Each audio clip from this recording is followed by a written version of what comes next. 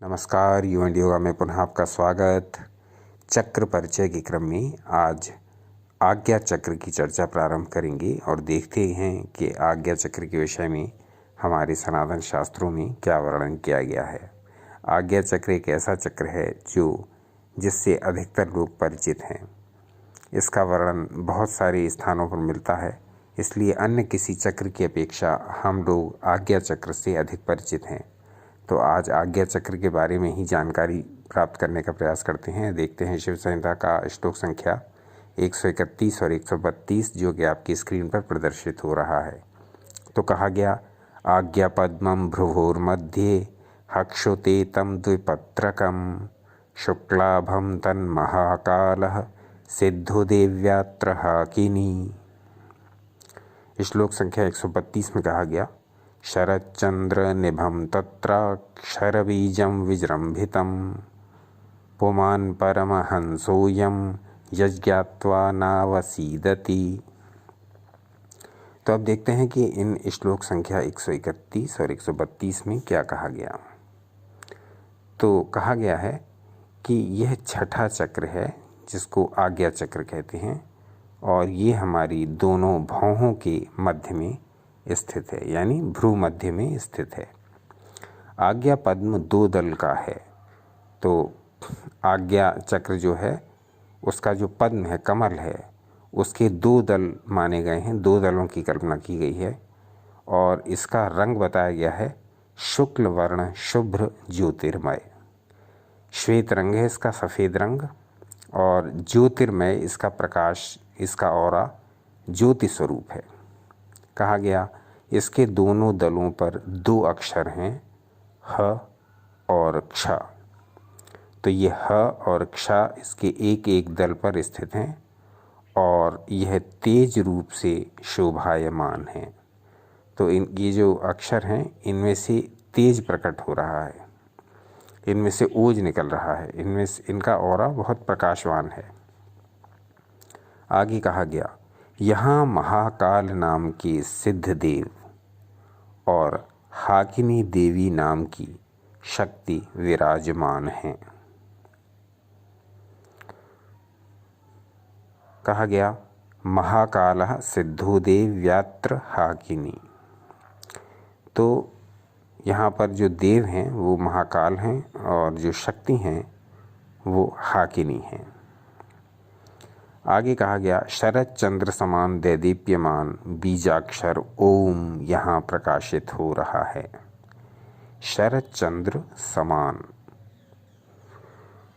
जैसे शरद ऋतु में चंद्रमा निकलता है, उसका श्वेत शुभ्र प्रकाश, उसकी चांदनी हमें आकर्षित करती है, उसी प्रकार से ये शरद ऋतु के चंद्रमा के समान दैदीप्यमान चमकता हुआ बीजाक्षर ओम यहाँ प्रकाशित हो रहा है।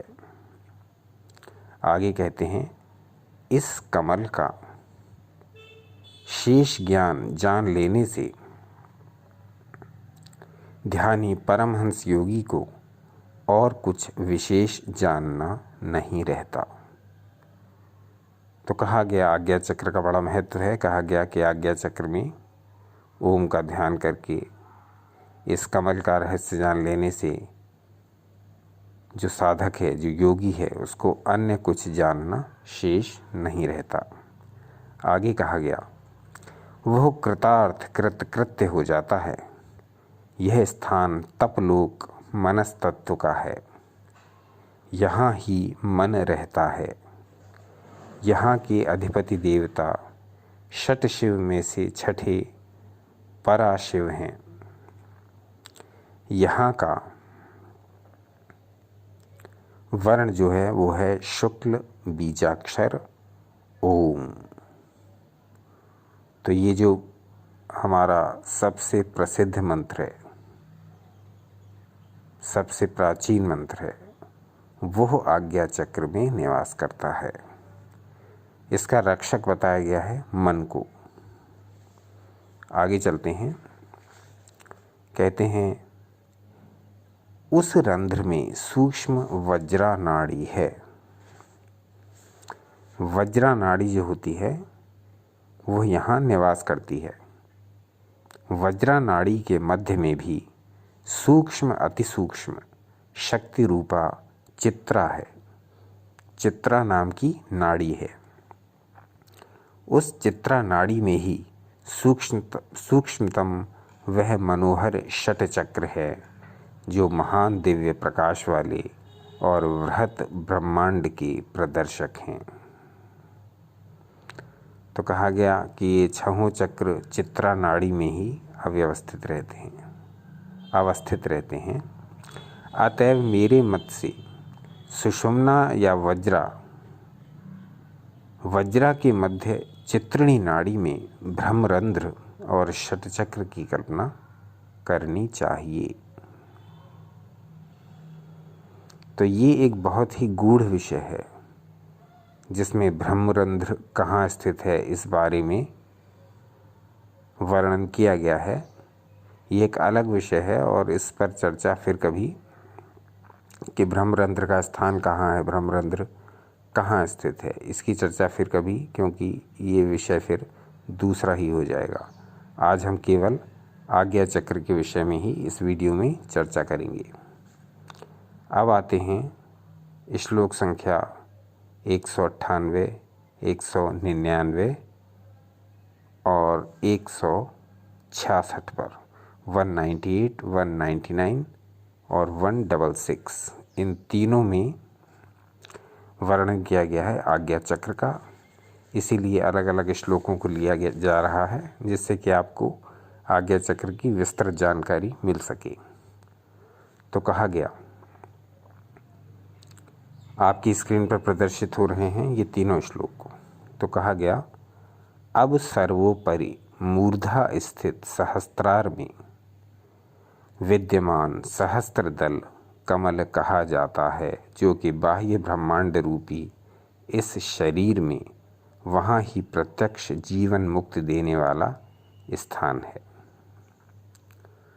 जो कैलाश नाम से प्रसिद्ध है और जहाँ भोग ऐश्वर्य मुक्ति प्रदाता साक्षात स्वयं श्री महेश्वर विद्यमान हैं। तो कहा गया, यह स्थान मूलाधारस्थ मूलांक से सप्तम सप्तलोक कहलाता है। तो ये हमारी चर्चा जो है वो सहस्त्रार की ओर आ रही है और सहस्त्रार के विषय में अभी हमारा ये वीडियो का विषय नहीं, इसलिए हम सहस्त्रार का वर्णन कल के अंक में करेंगे और कल के अंक में आपको सहस्त्रार के विषय में पूर्ण जानकारी देंगे। जिस प्रकार से आज्ञा चक्र अत्यधिक महत्वपूर्ण और लोकप्रिय है, यानी लोग इसके बारे में अत्यधिक जानते हैं बजाय अन्य चक्रों के। बहुत से लोगों ने मणिपुर, स्वाधिष्ठान, अनाहत चक्रों का नाम नहीं सुना है, परंतु आज्ञा चक्र से लगभग सभी लोग परिचित हैं। वो लोग भी जो योग और साधना में के क्षेत्र में नहीं हैं, उन लोगों ने भी कहीं ना कहीं आज्ञा चक्र के बारे में अवश्य पढ़ा या सुना अवश्य होता है, क्योंकि आज्ञा चक्र का संबंध और भी बहुत सारी बातों से होता है। तो सहस्त्रार के विषय में चर्चा अगले अंक में, और आज्ञा चक्र के विषय में जो चर्चा है वो हमने इन श्लोकों के माध्यम से देखी, जो कि अभी हमने आपको शिव संहिता से लेकर के प्रस्तुत किए। अब थोड़ा ये विचार कर लें कि आज्ञा चक्र का इतना अधिक महत्व क्यों है। इसके कई कारण हैं। एक तो इसका नाम देखिए आप, आज्ञा चक्र। ये वो चक्र है जहाँ से आप अपने शरीर, अपने मन को कमांड कर सकते हैं, आज्ञा दे सकते हैं। ये कमांड सेंटर है। यहाँ से जो भी आज्ञा बोलकर अथवा मौन रहकर यदि आप आज्ञा चक्र का ध्यान लगा कर के अपने शरीर और अपने मन को कोई भी संदेश देंगे, तो मन और शरीर उस संदेश का पालन करने को बाध्य होगा। ये आज्ञा चक्र की एक बहुत बड़ी विशेषता है। बहुत सारे योगी, बहुत सारे साधक इसका प्रयोग करते हैं और हमने भी अपने योग और मेडिटेशन के कैरियर में अपने अनुभव में हज़ारों लोगों को यह प्रयोग कराए हैं, जिसमें आज्ञा चक्र पर ध्यान लगाते हुए विभिन्न प्रकार के अफर्मेशंस दिए जाते हैं, विभिन्न प्रकार के संदेश दिए जाते हैं, विभिन्न प्रकार के मंत्रों का जाप किया जाता है और विभिन्न प्रकार के निर्देश, विभिन्न प्रकार की कमांड जारी की जाती हैं, जिसको यूनिवर्स की शक्तियों द्वारा कई गुना बढ़ा करके व्यक्ति अपने मनोवांछित फलों को प्राप्त करने में समर्थ होता है। व्यक्ति अपने शरीर को भी अपनी इच्छानुसार चलाने में समर्थ होता है। व्यक्ति की मन की चंचलता भी समाप्त होकर के वो उसको जहाँ लगाना चाहे वहाँ लगा सकता है। तो यह आज्ञा चक्र की एक बहुत अधिक विशेषता है, जिसके बारे में बहुत से लोगों ने बहुत सारे अपने अपने अनुभव बताए हैं। आज्ञा चक्र एक ऐसा चक्र है जिसके बारे में सबसे अधिक लिखा गया है। मुख्य चक्र सहस्त्रार है, जो कि मोक्ष का कारण बनता है, और जो इन सब चक्रों का बेस है वो मूलाधार है। परंतु आज्ञा चक्र इतना लोकप्रिय क्यों है? आज्ञा चक्र के बारे में जब विचार करते हैं तो बहुत सारी बातें मस्तिष्क में आती हैं। आज्ञा चक्र एक ऐसा चक्र है जिसको योग की जो क्षेत्र है उससे बाहर के भी बहुत लोग परिचित हैं, क्योंकि आज्ञा चक्र का कार्य ही ऐसा है, आज्ञा चक्र का महत्व ही ऐसा है। चाहे वो सम्मोहन से जुड़े लोग हों,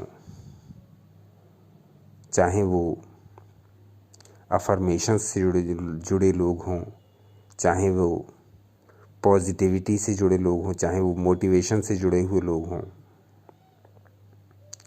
चाहे वे आध्यात्मिकता से जुड़े हुए लोग हों, चाहे वे तंत्र से जुड़े हुए लोग हों, चाहे वो मंत्र से जुड़े हुए लोग हों, सभी किसी न किसी रूप में आज्ञा चक्र के महत्व को स्वीकार करते हैं। क्योंकि आज्ञा चक्र एक वो चक्र है जिस पर यदि आपने ध्यान दे लिया, जिसका यदि आपने निरंतर अभ्यास ध्यान साधना द्वारा कर लिया और उसकी थोड़ी सी भी एनर्जी जागृत हुई, तो ये अकेला चक्र ही आपके पूर्ण जीवन के पूर्ण व्यक्तित्व के बदलाव में चमत्कारी भूमिका निभा सकता है। तो ये महत्व है आज्ञा चक्र का। आज्ञा चक्र दोनों भौहों के मध्य में स्थित है। बड़ा रहस्यमय है ये, दोनों भौहों के मध्य में इसकी स्थिति। दोनों भौहों के मध्य में इसकी स्थिति इस प्रकार की है जैसे भगवान शिव का जो त्रिशूल होता है उसका बीच का भाग, यानी उसका जो बीच का धनुष जैसा, उसका बीच का जो तीर जैसा भाग है, वो भाग और उसके दोनों ओर के मुड़े हुए भाग, इन पर आप ध्यान दीजिए। ये मुड़े हुए जो फल हैं त्रिशूल के, जो 3 शूल हैं, उसमें जो बीच का शूल है वो एकदम सीधा होता है। अब ये बहुत बड़े रहस्य की बात बताने जा रहे हैं, इस पर थोड़ा ध्यान दीजिए। त्रिशूल का जो बीच का शूल है वो सीधा होता है, ऊपर की ओर जाता हुआ, और उसकी नोक ऊपर की ओर स्थित होती है। परंतु अब त्रिशूल के जो बाकी 2 शूल हैं उन्हें आप ध्यान से देखिए। वो शूल ऊपर की ओर जाने के पश्चात अपनी अपनी साइड से मुड़ जाते हैं। दोनों शूल मुड़ जाते हैं और बीच का जो शूल है वो नोकदार ऊपर की ओर जाता है। तो भगवान शिव का ये जो विचित्र हथियार है, हर एक देवी देवता के अपने अपने हथियार हैं, किसी का गदा, किसी का धनुष। इसी प्रकार से भगवान शिव का जो ये विचित्र हथियार है त्रिशूल, ये अपने आप में बहुत गहरा आध्यात्मिक महत्व रखता है। त्रिशूल के बारे में यदि आप अधिक जानना चाहें तो बताएं, तो उसके बारे में एक अलग से वीडियो बनाएंगे। लेकिन आज का ये विषय चूँकि आज्ञा चक्र का है, तो आज्ञा चक्र का त्रिशूल से बहुत गहरा संबंध है। इसके बारे में बहुत कम रिसर्च हुई है, इसके बारे में बहुत कम लोगों को पता है, इसके बारे में बहुत कम जानकारी प्रचलन में है। तो आज हमने सोचा कि लगे हाथों मौका अच्छा था, आज्ञा चक्र का वर्णन करना था, आज्ञा चक्र के बारे में आपसे चर्चा करनी थी। बस यही है कि जो लोग स्टार्टिंग में ही इस वीडियो में आज्ञा चक्र के विषय में देख कर के उन्होंने वीडियो को आधा छोड़ दिया है और चले गए हैं, वो इस जानकारी से परिचित नहीं हो पाएंगे। परंतु जो लोग वीडियो में अंत तक बने रहेंगे, उन्हें आज्ञा चक्र और त्रिशूल के बीच के संबंध का भान होगा, ज्ञान होगा, और वो स्वयं भी अपनी ओर से इस विषय में कुछ ज्ञान अभिवर्धन करते हुए टीका टिप्पणी करें, जिससे कि हमें भी ये आभास हो कि जो जानकारी हम दे रहे हैं वो किस प्रकार आप तक पहुंच रही है और आप किस प्रकार उसका उपयोग कर रहे हैं, या आप उसके बारे में क्या सोचते हैं। आपकी थिंकिंग बहुत इम्पोर्टेंट है हमारे लिए। तो चर्चा चल रही थी कि आज्ञा चक्र और भगवान शिव के त्रिशूल में क्या संबंध है। तो जब अभी हमने बताया कि जब त्रिशूल का बीच वाला फल ऊपर की ओर जाता है और त्रिशूल के दोनों साइड वाले फल ऊपर जाने के पश्चात थोड़ा मुड़ जाते हैं। अब इसमें एक बहुत गहरा संकेत है, इसको समझिए। ये दोनों फल हमारी भौहों के प्रतीक हैं। ये दोनों फल हमारी दो भौहों के प्रतीक हैं, और ये जो बीच वाला फल है ये हमारा आज्ञा चक्र हुआ। बीच वाला फल आज्ञा चक्र। अब ये दोनों भौहों के मध्य आज्ञा चक्र इस प्रकार से सीधे भगवान शिव के शूल के रूप में दर्शाया गया है। इसका गहरा अर्थ ये है कि जब हम तिलक लगाते हैं तो वो तिलक त्रिशूल के बीच वाले शूल की तरह ऊपर की ओर जाता है। वही तिलक आज्ञा चक्र को भी ऊर्जा प्रदान करता है यदि हम तिलक लगाने के लिए उचित पदार्थ का प्रयोग कर रहे हैं, जैसे कि चंदन का। तो जब चंदन का प्रयोग कर रहे हैं अपने भ्रूमध्य में, यानी आज्ञा चक्र के स्थान पर तिलक लगाने के लिए, तब उस चंदन की शीतलता हमारे आज्ञा चक्र तक पहुंच जाती है, और वह शीतलता आज्ञा चक्र की बढ़ी हुई गर्मी, एक्सेस हीट को शांत करती है। तो जो लोग भी योग का अभ्यास करते हैं, ध्यान का अभ्यास करते हैं, त्राटक का अभ्यास करते हैं, चक्रों का अभ्यास करते हैं, कुंडलिनी का अभ्यास करते हैं, उनको चाहिए कि वो किसी भी प्रकार के शीतल पदार्थ का प्रयोग आज्ञा चक्र वाले स्थान में अवश्य करें। भगवान शिव का त्रिशूल हमारे मस्तक पर भी है, हमारे मुख पर भी है। इसकी कल्पना हमें करते रहना चाहिए। हमारी दोनों भौहें भगवान शिव के दो शूल, और हमारा बीच का आज्ञा चक्र वाला स्थान, हमारा भ्रूमध्य का स्थान भगवान शिव के त्रिशूल का बीच वाला शूल है। तो भगवान शिव के इस त्रिशूल का बहुत गहरा आध्यात्मिक अर्थ है। इसको समझते हुए हमको तिलक लगाना चाहिए, और आज्ञा चक्र के महत्व को समझते हुए आज्ञा चक्र द्वारा ही हमें अपने निर्णयों को लेना चाहिए। यानी जो भी काम हम अपने जीवन में घटित होते देखना चाहते हैं, जो भी सफलता हम प्राप्त करना चाहते हैं, वो निर्देश हम अपने आज्ञा चक्र का ध्यान करते हुए अपने शरीर और अपने मन को अवश्य दें। आज्ञा चक्र का ये एक बहुत ही प्रैक्टिकल प्रयोग है, बहुत ही व्यवहारिक प्रयोग है। यदि आपको सुबह 5 बजे उठना है, तब आप रात में सोते समय आज्ञा चक्र पर ध्यान लगाइए, दोनों आँखों के बीच में, दोनों आँखों से अपनी दोनों आँखों को कंसंट्रेट कर लीजिए बंद करके और अपना ध्यान अपने आज्ञा चक्र पर केंद्रित कर लीजिए। तत्पश्चात आप अपने शरीर को निर्देश दीजिए कि मुझे हर हाल में आज 5 बजे उठ जाना है। आज मुझे प्रातःकाल 5 बजे अवश्य उठना है। जब आप मन को ये निर्देश दे करके सोएंगे और आज्ञा चक्र को अपने इन अफर्मेशंस में इन्वॉल्व करेंगे, ये अफर्मेशंस नहीं कहे जा सकते, ये छोटे छोटे निर्देश हैं।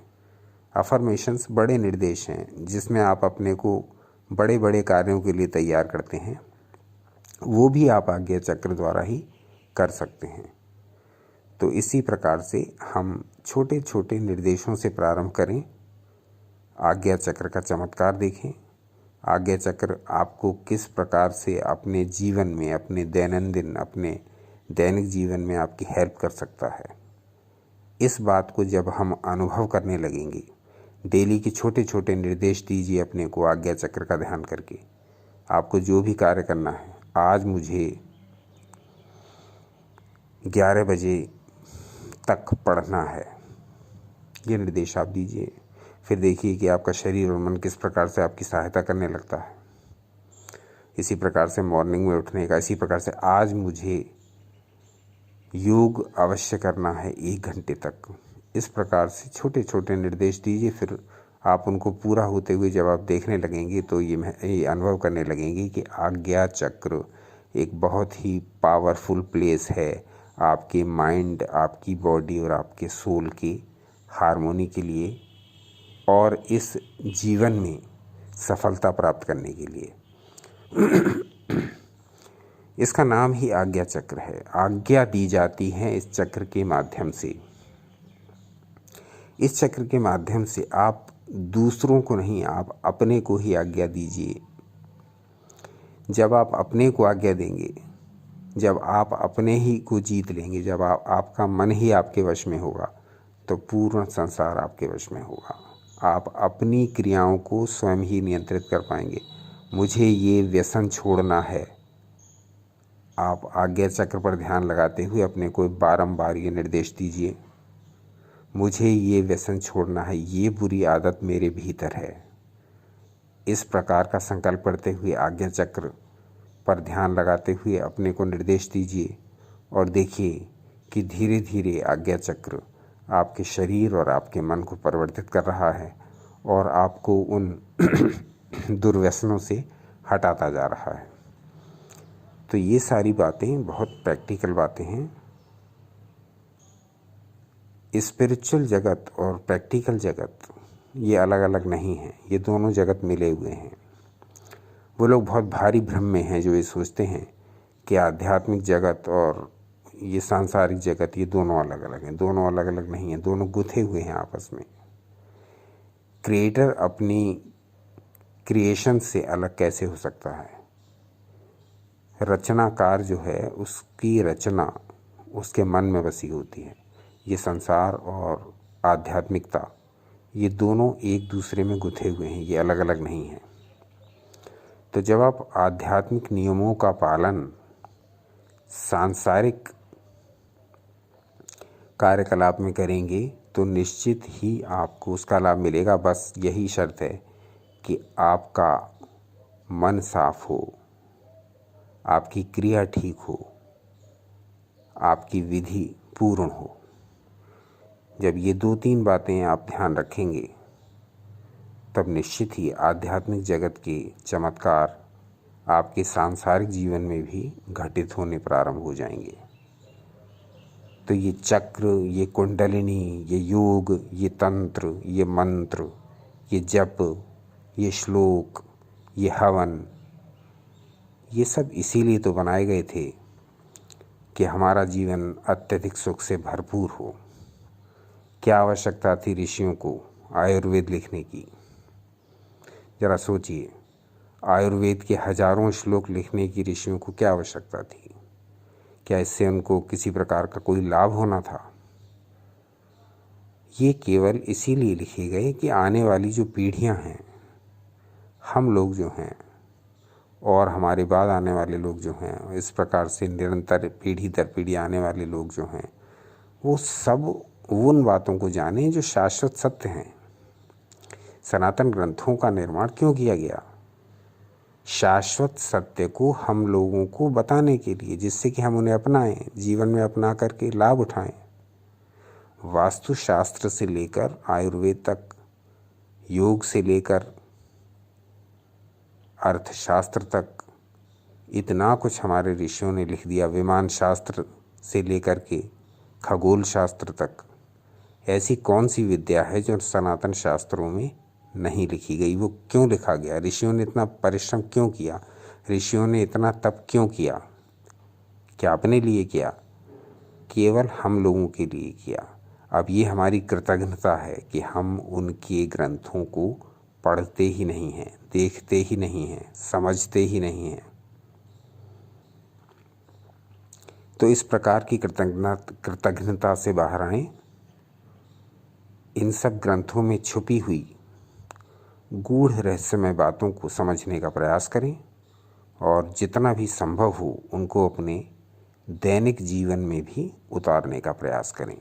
आज का वीडियो कुछ लंबा हो गया है, लेकिन जो साधक इसमें इंटरेस्टेड हैं, जो दर्शक इसमें इंटरेस्टेड हैं, जो श्रोता इसमें इंटरेस्टेड हैं, वो अवश्य ही इस वीडियो को अंत तक पूरा देख ही जाएंगे। बाकी लोगों के लिए तो यूट्यूब पर एक से एक अच्छे वीडियोज़ हैं, वो देखें। तो कल के अंक में हम चर्चा करेंगे सहस्त्रार की। अब ये कुछ एक्स्ट्रा चर्चा हमने कर दी, जो हमारे मन के भाव थे वो आपके साथ शेयर कर दिए। इसका हालांकि इस वीडियो से कोई डायरेक्ट कनेक्शन तो नहीं था, प्रत्यक्ष संबंध तो नहीं था, लेकिन चूंकि आप लोगों से अब एक जुड़ाव सा हो गया है, बहुत सारे वीडियोस बनाते बनाते बहुत सारे दर्शक आपस में जुड़ाव सा हम से महसूस करते हैं, हम उनसे महसूस करते हैं। तो ये अनुभव जो है, ये भी एक कारण बना इस प्रकार के अपनी थिंकिंग को शेयर करने का। तो कल के अंक को देखना न भूलिएगा, क्योंकि कल के अंक में चर्चा सहस्त्रार की रहेगी। आज का अंक यहीं तक। आज का अंक आपको कैसा लगा ये अवश्य बताइएगा। ख़राब एडिटिंग को बर्दाश्त कर लीजिएगा, क्योंकि करने वाले हम अकेले हैं।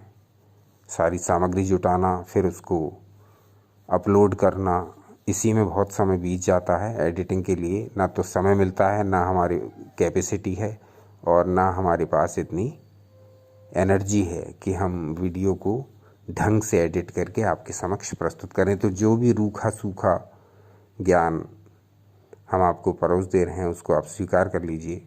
इसमें जो कमी हो उनको नेग्लेक्ट कर दीजिए और देखते रहिए आपका अपना चैनल। ये बहुत प्रसन्नता की बात है कि अब सब्सक्राइबर्स की संख्या 3,500 के पास आने वाली है। और ये सब तब है जबकि हम कभी भी लाइक, शेयर और सब्सक्रिप्शन के लिए अपील नहीं करते। ये अपने आप से ही आप लोग स्वयं ही कर रहे हैं। ये तो बहुत ही अच्छी बात है, देख कर के बड़ा आनंद आता है। लाइक भी स्वयं आप कर रहे हैं, शेयर भी आप स्वयं कर रहे हैं, और सब्सक्राइबर्स भी अब 3,500 को क्रॉस करने वाले हैं। तो ये तो बहुत ही अच्छी बात है। इस प्रकार का जो सनातन ज्ञान है, यदि ये ज़्यादा से ज़्यादा लोगों तक पहुंच पाए, तो इससे अच्छी बात हमारे जीवन में कोई हो नहीं सकती। क्योंकि हमारे ऋषियों का ज्ञान यदि हमारे माध्यम से कहीं तक पहुंच पाए, चाहे भले ही थोड़ी दूर तक पहुंच पाए, तो हमें अतीव प्रसन्नता होगी। सारे वीडियो स्वांतः सुखाय के लिए बनाए जा रहे हैं, अपने स्वयं के आनंद के लिए बनाए जा रहे हैं, ना कि इसलिए कि ये वायरल हो जाएं, सब जगह फैलें और 50 जगह मैं इनसे शेयर करने की और आपको सब्सक्राइब करने की अपील करता रहूं और उसमें टाइम बर्बाद करूं। ये तो आप स्वयं ही कर रहे हैं, क्योंकि आपको लग रहा है कि ये ज्ञान शेयर करने लायक है। यदि है तो कर लीजिए, यदि ना लगे तो मत करिए। तो ये बस कुछ ऐसी बातें थीं जो आपसे शेयर करनी थी। तो आज का वीडियो इस चक्कर में काफ़ी लंबा हो गया है। एक दो बात और आपसे करनी है। बहुत सारे दर्शक बहुत अच्छे अच्छे कमेंट करते हैं। बहुत सारे दर्शक हर एक प्रकार की कमेंट हमारे पास आ रहे हैं। बहुत अच्छा लगता है इन कमेंट्स को देख करके। आपसे थोड़ी क्षमा चाहूँगा कि कमेंट्स का उत्तर देने में बहुत ज़्यादा विलम्ब हो रहा है, तो आप थोड़ा सा धैर्य बनाए रखिए। सभी प्रश्नों के उत्तर देने का प्रयास किया जा रहा है और सभी के प्रश्नों का उत्तर दे दिया जाएगा। आप थोड़ा धैर्य बनाए रखिए, सहयोग बनाए रखिए और इसी प्रकार से अपना मार्गदर्शन हमको देते रहिए। देखते रहिए आपका अपना चैनल यू एंड योगा। अपना अनमोल समय हमें देने के लिए बहुत बहुत धन्यवाद। कल फिर मिलिएगा, सहस्त्रार चक्र के विषय में कुछ बातें करेंगे। ठीक है।